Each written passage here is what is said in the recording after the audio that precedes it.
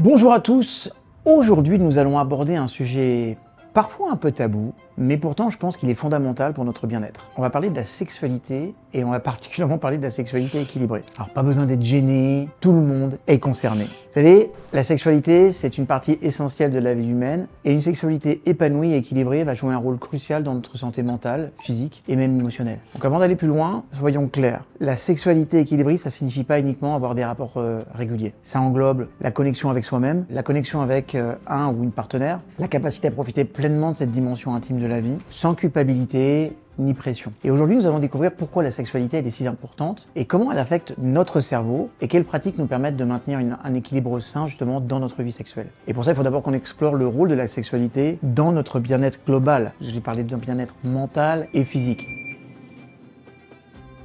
Donc on va commencer par poser les bases. Pourquoi la sexualité est-elle si essentielle pour notre bien-être global? D'abord la sexualité, qu'elle soit partagée avec une ou un partenaire, ou vécue même individuellement parfois, ça joue un rôle crucial dans la régulation de plusieurs mécanismes internes. D'abord, c'est comme une soupape de sécurité pour notre système nerveux et c'est directement lié à notre santé mentale et physique. À travers quoi? D'abord à travers un impact sur les hormones et le cerveau. Quand nous avons une vie sexuelle épanouie, notre cerveau libère plusieurs hormones importantes, comme par exemple l'ocytocine, vous savez que c'est appelé l'hormone de l'attachement, et c'est ça qui renforce les liens avec les autres et favorise le sentiment de sécurité. Ça va aussi avoir un impact sur la dopamine. C'est le neurotransmetteur du plaisir qui nous donne cette sensation de satisfaction après un moment intime. Ça va aussi avoir un impact sur les endorphines qui agissent comme des analgésiques naturels et nous procurent une sensation de bien-être général. Ces hormones aident à réduire le stress, améliorer l'humeur et même à renforcer notre système immunitaire. Rien que pour tout ça, ce sont des bons arguments pour faire l'amour régulièrement. Vous savez, après une bonne nuit d'amour ou même après avoir pris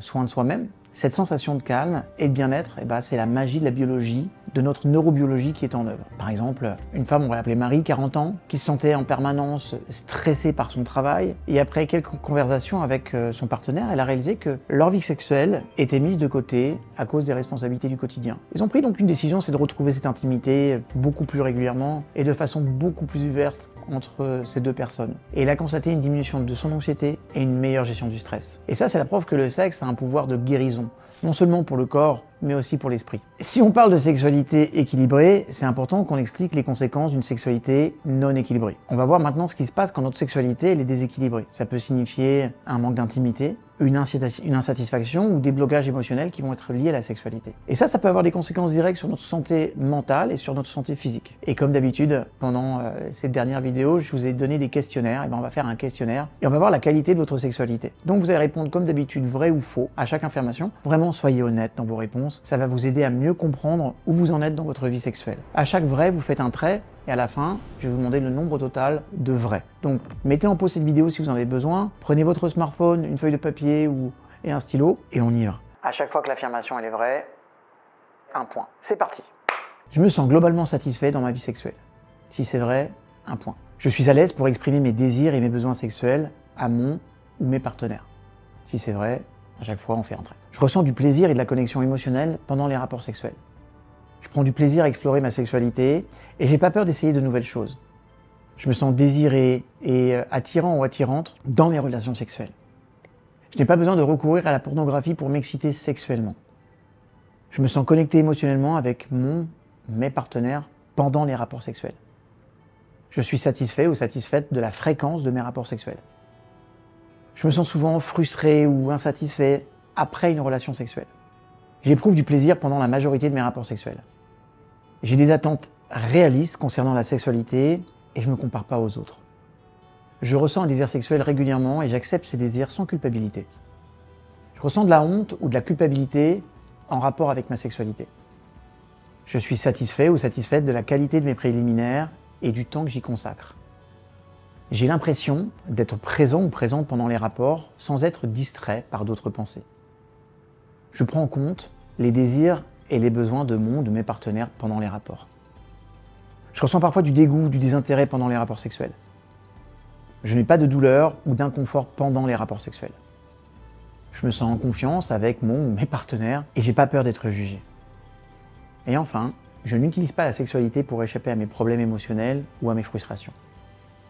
Faites le nombre total de vrais. Pour chaque réponse vraie, vous allez obtenir un point. Vous allez additionner vos points et on va voir maintenant ce à quoi ça correspond. Si vous avez entre 0 et 5 points, eh ben bravo, vous semblez avoir une sexualité globalement équilibrée et épanouie. C'est-à-dire que vous êtes à l'aise avec vos désirs, vous êtes à l'aise avec votre relation, vous êtes à l'aise avec le sexe et cette sexualité semble saine et positive. Vous êtes également ouvert à la communication et à l'exploration, ce qui est essentiel pour maintenir une connexion émotionnelle et physique forte avec votre ou vos partenaires. Petit conseil, continuez à cultiver cette connexion avec votre partenaire en maintenant une bonne communication et en restant attentif ou attentive à vos désirs et à vos besoins. Ça reste toujours très important. Prenez soin de cet équilibre pour continuer à profiter justement de cette sexualité qui est une sexualité pour l'instant qui semble épanouie et saine. Tant mieux. Si maintenant vous avez entre 6 et 12 points, vous avez une sexualité qui est modérément satisfaisante. En clair, votre sexualité, elle est modérément équilibrée. Vous avez une vie sexuelle plutôt satisfaisante, mais il y a peut-être quelques aspects à améliorer pour vous sentir pleinement épanoui. Des frustrations peuvent parfois survenir, que ce soit par manque de communication, de confiance ou d'exploration. Donc n'hésitez pas à travailler sur ces éléments pour justement atteindre une plus grande harmonie. Par exemple, vous pouvez prendre le temps de discuter avec votre partenaire de vos désirs et de vos attentes. Et n'hésitez pas à explorer de nouvelles approches pour améliorer votre vie sexuelle. Assurez-vous que vous vous sentez à l'aise émotionnellement dans votre intimité et ça va aller beaucoup mieux. Et puis enfin, si vous avez entre 13 et plus, là vous avez une sexualité qui est perturbée. En clair, votre sexualité, elle semble être déséquilibrée. Et ça pourrait affecter votre bien-être général. Vous pouvez ressentir de la frustration, des blocages émotionnels, un manque de satisfaction. Et ça peut être dû à un manque de communication, des attentes irréalistes ou des déconnexions avec vous-même ou votre partenaire qui sont pas obligatoirement au top. Donc ça peut être le temps de peut-être repenser votre approche de la sexualité carrément, de travailler sur la communication avec votre partenaire et puis d'explorer des moyens de vous reconnecter émotionnellement. N'hésitez pas à consulter un sexologue ou un thérapeute de couple si vraiment vous ressentez des blocages émotionnels ou des difficultés persistantes. Ça sert à rien de continuer comme ça et parfois se faire accompagner, c'est vraiment la meilleure des solutions. En tout cas, prenez du temps pour vous reconnecter avec votre corps d'abord, comprendre vos désirs et puis éviter de ressentir de la honte ou de la culpabilité qui est liée à la sexualité. Ce questionnaire, vous savez, c'est juste un outil pour mieux se comprendre et pour voir un petit peu où vous en êtes dans votre vie sexuelle et puis dans votre vie relationnelle. Si vous vous retrouvez dans la catégorie sexualité modérément satisfaisante ou perturbée, c'est vraiment important de prêter attention à ce qui peut être amélioré. Le dialogue, la bienveillance envers soi-même et l'ouverture à de nouvelles expériences peuvent transformer votre sexualité et contribuer à une meilleure connexion,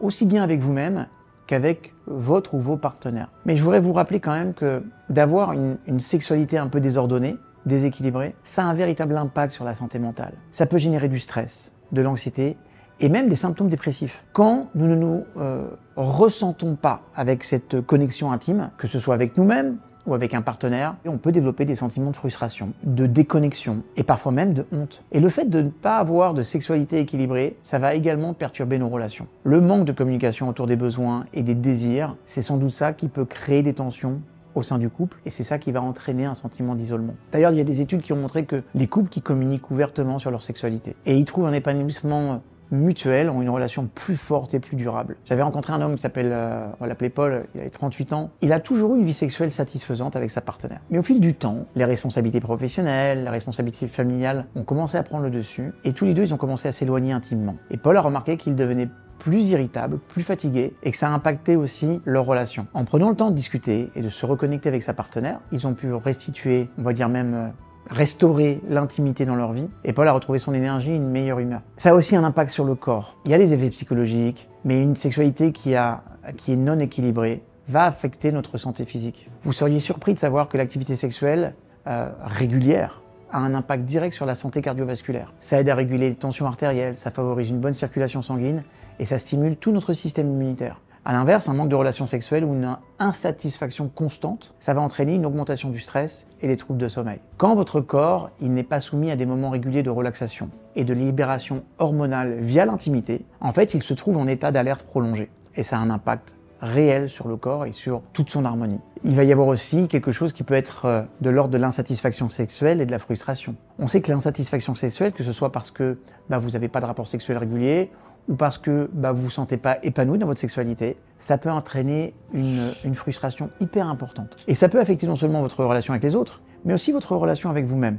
en termes de confiance. Ne pas se sentir connecté à cette dimension intime, ça peut nous mener à une perte de confiance en soi. Il y a des sentiments de culpabilité ou de honte. Clara, qui avait 32 ans par exemple, qui a longtemps ressenti une frustration dans sa vie sexuelle, sans oser en parler avec son partenaire, et puis à travers sa thérapie, elle s'est mise à expliquer qu'elle vraiment doutait d'elle-même, se demandant si elle était normale ou si parfois elle demandait trop. Et ce manque de communication, elle a affecté non seulement leur relation dans ce couple, mais aussi l'estime que Clara elle avait d'elle-même. Après avoir ouvert la conversation avec son partenaire, elle a compris que le dialogue et l'ajustement mutuel étaient essentiels pour une sexualité épanouie et pour restaurer sa confiance en elle. Alors la vraie question qu'on peut se poser, c'est comment on retrouve une sexualité équilibrée? Je vais aborder ça et plus tard, je voudrais vraiment qu'on revienne aussi sur la sexualité pornographique, le lien, le cerveau, les ados et nous en tant qu'adultes. Très important. Comment on retrouve une sexualité équilibrée? Maintenant qu'on sait qu'une sexualité déséquilibrée a un véritable impact sur notre corps, sur notre esprit, on va commencer à parler aussi des solutions concrètes pour retrouver et maintenir une sexualité équilibrée. D'abord, c'est la base de tout, une communication ouverte. C'est le premier pilier d'une sexualité équilibrée. D'ailleurs, on parle de rapport sexuel, on parle de relations sexuelles. C'est bien que la base, avant même qu'il y ait de la sexualité, il doit y avoir une relation. Donc parlez ouvertement de vos besoins, parlez ouvertement de vos désirs, de vos fantasmes, parlez aussi de ce qui vous préoccupe. Vous devez avoir toutes ces conversations-là avec votre partenaire, et ça c'est essentiel pour éviter justement toute forme de frustration. La sexualité, c'est une question de connexion, et sans communication, cette connexion ne peut pas être authentique. Prenez le temps d'avoir, et ça c'est vraiment du pratico-pratique, prenez le temps d'avoir des discussions honnêtes avec votre partenaire sur ce que vous aimez, sur ce que vous aimeriez explorer, sur la manière dont vous vous sentez bien dans votre intimité. La deuxième chose qui va être hyper importante, c'est de cultiver l'intimité émotionnelle. La sexualité équilibrée, c'est pas uniquement la dimension physique. L'intimité émotionnelle, elle est tout aussi importante. Donc prenez le temps de vous reconnecter avec votre partenaire en dehors des moments sexuels. Partagez des moments de tendresse, discuter de vos journées ou simplement passer du temps ensemble.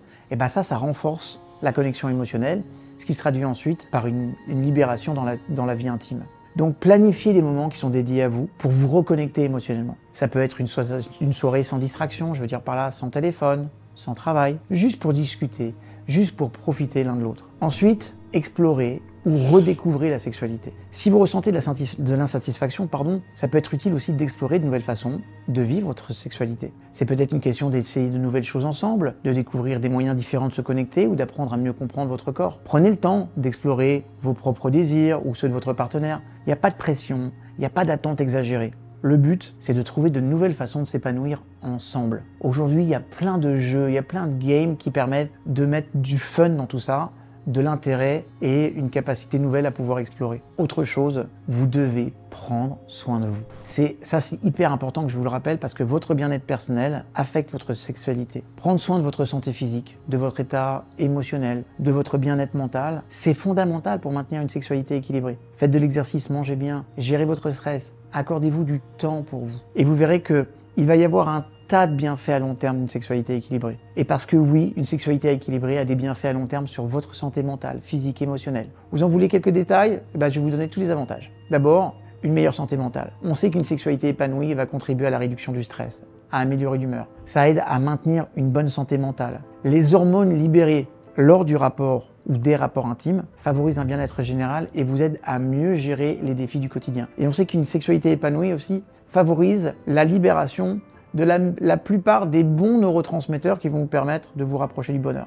C'est plutôt cool. On a aussi un renforcement du lien dans le couple. Les couples qui cultivent une sexualité équilibrée, une communication ouverte, ont des relations beaucoup plus durables, beaucoup plus satisfaisantes. Et naturellement, c'est du rock, c'est du solide. Même s'il y a des petits couacs dans la vie, même s'il y a de l'adversité, si on a ça, franchement, ça rajoute de la solidité à notre couple. Le lien émotionnel et physique, il va être renforcé. Et c'est ça qui améliore la qualité de la relation. On va aussi avoir un corps en meilleure santé. En plus de favoriser la santé mentale, une sexualité équilibrée améliore également la santé physique. Je vous en ai parlé tout à l'heure, mais on sait qu'il y a un tas de bienfaits sur le système cardiovasculaire, la réduction de la tension artérielle, l'amélioration de la qualité du sommeil. Ça, ce sont des vrais atouts pour un mode de vie plutôt sain. La sexualité équilibrée, c'est un des piliers hyper importants de la santé globale. C'est bien plus qu'un plaisir. C'est un pilier essentiel pour avoir cet équilibre mental, physique et émotionnel. Si vous ressentez des déséquilibres dans votre vie sexuelle, vraiment ne les ignorez pas. Focus. Il est toujours possible de rétablir cet équilibre en communiquant et en explorant de nouvelles approches et en prenant soin de vous. D'accord? Donc ça, c'est super important. Donc, je vous encourage vraiment à réfléchir sur ce qui pourrait améliorer votre sexualité et à prendre le temps de discuter de ces points avec votre partenaire. Une sexualité épanouie, c'est un chemin vers une vie beaucoup plus heureuse et beaucoup plus épanouie. Mais j'aimerais terminer sur quelque chose qui n'est pas simplement une note positive, mais sur une alerte qui me semble essentielle. Je veux que vous sachiez qu'aujourd'hui, l'une des premières addictions au monde, c'est l'addiction à la pornographie. C'est les sex addicts. On n'en parle pas parce que c'est tabou, et c'est pas simplement chez les hommes, ça se développe de plus en plus chez les femmes. Pourquoi? Parce qu'on a un véritable impact de la pornographie, de la pornodépendance et de l'accès précoce à la pornographie sur le cerveau. Et ça affecte tout le monde et toutes les relations. Alors venez, on va parler de la pornographie. La pornographie est devenue beaucoup plus accessible que jamais. Moi, je me rappelle, quand j'étais gamin, quand nous étions jeunes ados, pour découvrir notre sexualité, il y avait quelqu'un qui me disait « Mon oncle, il a une cassette vidéo porno ».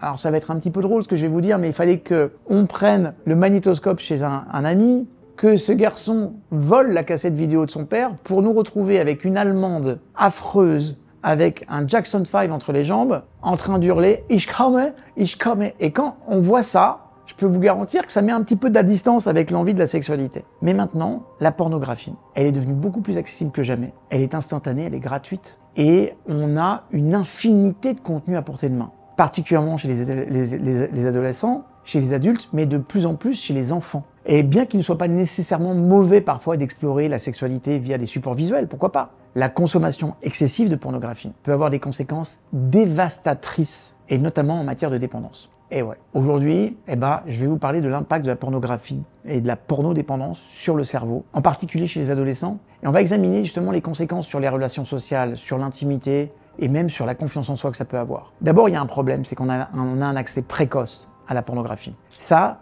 c'est un vrai défi pour nous, parents, et puis aussi pour nos ados. Parce qu'avec les smartphones, avec Internet, l'accès à la pornographie est de plus en plus précoce. Et souvent, bien avant l'âge où les adolescents sont capables de comprendre pleinement la sexualité ou de naviguer dans les émotions complexes qui vont avec la sexualité. Ça veut dire que les premières expositions à la pornographie, aujourd'hui, elles peuvent survenir 10, 11 ans, 12 ans. Et il y a plein d'études qui montrent que ça tend à s'accélérer vers plus bas. Ce qui est autrefois, c'était un sujet tabou qui était réservé aux adultes, est maintenant hyper disponible pour les plus jeunes. Et ça a un impact sur le cerveau de nos ados et sur nos enfants. Le cerveau des adolescents, il est en pleine phase de développement. En particulier les zones responsables de la récompense et du plaisir, comme tout le système de la dopamine. Vous savez maintenant ce que c'est que la dopamine.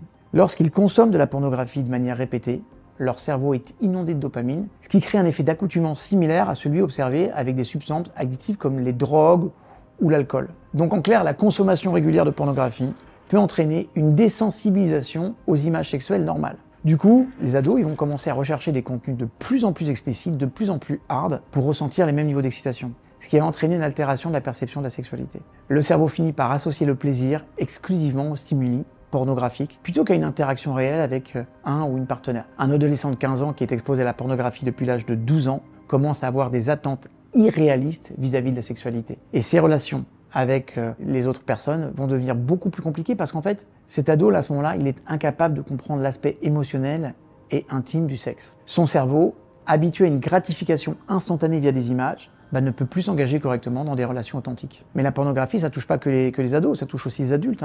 Et ça aussi, c'est un enjeu de santé mentale. Chez les adultes, la pornodépendance, elle peut se développer de manière très insidieuse, particulièrement avec l'accès facile aux plateformes en ligne. Je veux juste que vous sachiez quand même que si vous prenez les 3 plus grosses plateformes d'accès à la pornographie, vous avez autant de demandes par jour que les demandes qu'il y a sur Google. C'est juste pour vous dire à quel point on en est rendu, quoi. Et comme toute addiction, la consommation excessive de pornographie va entraîner une altération du système de récompense dans le cerveau. La stimulation constante du centre de la récompense va conduire à une recherche compulsive de contenu de plus en plus extrême, souvent au détriment des interactions réelles et de l'intimité émotionnelle. Et ça a des conséquences sur le cerveau. Sachez que les adultes dépendants à la pornographie montrent une diminution de la sensibilité au plaisir sexuel réel. En clair, le cerveau s'adapte à des niveaux élevés de stimulation visuelle, rendant les expériences sexuelles avec une partenaire beaucoup moins satisfaisante et limite on va être carrément déçu quand on rentre dans le réel, quoi. Et cette condition qu'on appelle la tolérance en fait, et ça fonctionne exactement de la même façon que pour une drogue, il faut plus de stimulation pour obtenir le même niveau de satisfaction. L'excès de pornographie peut également affecter les fonctions exécutives du cerveau, la prise de décision, la gestion des impulsions. Et ça peut se traduire par des comportements compulsifs, une diminution de la productivité, et même des troubles émotionnels comme l'anxiété ou la dépression. Et naturellement, quand on cumule tout ça, on s'aperçoit que ça a un véritable impact sur les relations et sur la confiance en soi. Croyez-le ou pas, mais les personnes qui consomment de la pornographie de manière excessive rencontrent souvent des difficultés relationnelles. Parce que la pornographie donne une vision biaisée et puis souvent irréaliste de la sexualité. Ça va créer des attentes démesurées concernant le sexe et puis les relations humaines. Conséquences sur les relations, attentes irréalistes, les scénarios pornographiques qui sont souvent très déconnectés de la réalité, amènent les individus à s'attendre à des performances sexuelles exagérées, tant de la part de leur partenaire que d'eux-mêmes d'ailleurs. et ça peut les entraîner dans une forme de frustration, des malentendus, et puis voire de l'insatisfaction dans les relations intimes. On va avoir aussi une vraie déconnexion émotionnelle. C'est-à-dire que le cerveau, qui est habitué à des simulations visuelles extrêmes, va avoir du mal à apprécier la sexualité réelle qui implique des émotions, de la vulnérabilité, une connexion authentique avec un ou une partenaire. Et ça peut conduire à une diminution de l'intimité émotionnelle et naturellement à des tensions dans le couple. Parlons de confiance en soi.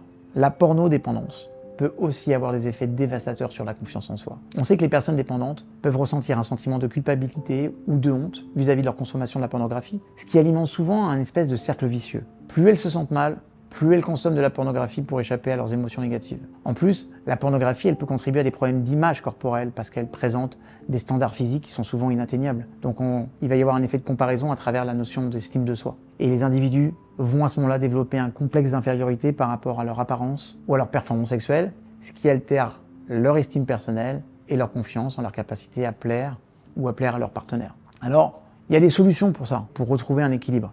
Et j'ai envie de dire, heureusement qu'il est possible de reprendre le contrôle de sa sexualité et de développer une relation saine avec cette dimension de notre vie. En particulier pour les personnes qui luttent avec la pornodépendance. D'abord, si vous en êtes là, ou si vous connaissez quelqu'un qui est là-dedans, il faut vraiment l'amener à mener une thérapie. On a besoin de soutien psychologique à ce moment-là. Donc pour ceux qui luttent contre une pornodépendance, il est souvent utile de consulter un thérapeute spécialisé dans les addictions comportementales. Par exemple, la thérapie cognitivo-comportementale, les fameuses TCC, c'est vraiment efficace pour aider les personnes à reconnaître d'abord les schémas de dépendance, à mieux comprendre les déclencheurs émotionnels et à développer des stratégies pour réduire leur consommation. Ensuite, il va falloir rééduquer le cerveau. Le cerveau, il a une grande capacité à se réadapter, mais ça prend du temps. La clé, c'est de réduire progressivement la consommation de pornographie, tout en apprenant à réapprécier les expériences réelles d'intimité. Et pour ça, en fait, la pleine conscience et la méditation peuvent vraiment aider à reconnecter les circuits cérébraux qui vont être liés à l'intimité, qu'elle soit émotionnelle ou physique. Et puis, ça peut passer aussi par une vraie éducation sexuelle et émotionnelle. Je pense que l'une des meilleures façons de prévenir la pornodépendance, en particulier chez les ados, c'est de leur fournir une éducation sexuelle complète, qui ne se concentre pas uniquement sur les aspects biologiques du sexe, mais qui inclut également la dimension émotionnelle, relationnelle, voire j'ai envie de dire spirituelle. Apprendre aux jeunes à comprendre la différence entre la réalité et la fiction sexuelle, ça va vraiment les aider à développer une sexualité beaucoup plus saine et beaucoup plus équilibrée. C'est aussi important de restaurer l'intimité dans le couple. Pour les couples qui sont affectés par la pornodépendance, la restauration de l'intimité doit passer par la communication ouverte et, j'ai envie de dire, beaucoup de patience. C'est important de travailler ensemble pour recréer une connexion émotionnelle avant de se concentrer uniquement sur l'aspect physique de la relation. Vous l'aurez compris, j'ai terminé ça sur ce sujet parce que c'est important, parce que la pornodépendance, c'est un vrai fléau. Et cette pornodépendance et l'accès précoce à la pornographie, je pense que ça va être de vrais défis, d'abord pour les jeunes, et puis pour les adultes dans la société d'aujourd'hui, et puis je ne vous explique même pas pour nous les parents. Parce que leur impact sur le cerveau, les relations et la confiance en soi sont profonds, mais la bonne nouvelle c'est qu'ils ne sont pas irréversibles. Et pour ça, il faut en parler. C'est pour ça que j'ai désiré faire cette vidéo dans le cadre de la Brain Week par exemple, parce que je trouve que c'est un sujet qui est trop tabou, et c'est important qu'on en parle plutôt librement, avec des mots sans en faire quelque chose de potache, mais d'avoir une ouverture saine par rapport à ça. En tout cas, sachez-le, avec un soutien adéquat, une rééducation mentale et une communication ouverte, il est possible de reprendre le contrôle de sa vie sexuelle et de développer des relations beaucoup plus saines et beaucoup plus épanouies. N'oublions jamais que la sexualité, c'est une dimension naturelle de la vie humaine. Mais comme tout ce qui est important, elle doit être équilibrée et vécue avec conscience si vous voulez vraiment favoriser un bien-être global. Je vous remercie d'être allé jusqu'au bout. Je vous souhaite une superbe vie sexuelle. J'espère que vous allez choper l'importance d'avoir une vie sexuelle équilibrée et que vous allez choper aussi des moyens concrets de pouvoir y parvenir. Prenez soin de vous, prenez soin de vos relations. Je vous aime et je vous dis à très bientôt.